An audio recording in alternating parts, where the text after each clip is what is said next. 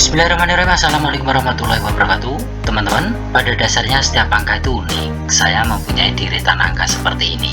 Jadi ada angka 739, 391, 33. Angka ini akan saya kurangi jadi satu seperti ini ya, yang belakangnya.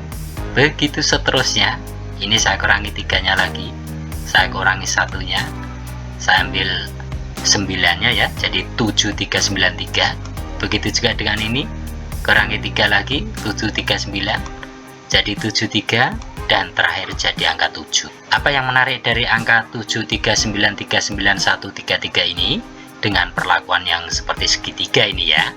Tahukah teman-teman bahwasanya angka 7 ini merupakan bilangan prima. 73 pun itu adalah bilangan prima. Dan teman-teman bisa cek sampai dengan angka yang paling atas ya, 739399133 itu juga merupakan bilangan prima. Menarik ya teman-teman dari pola bilangan ini. Nah, ini adalah keunikan dari angka yang kita tampilkan kali ini. Menarik bukan? Baik, demikian. Assalamualaikum warahmatullahi wabarakatuh.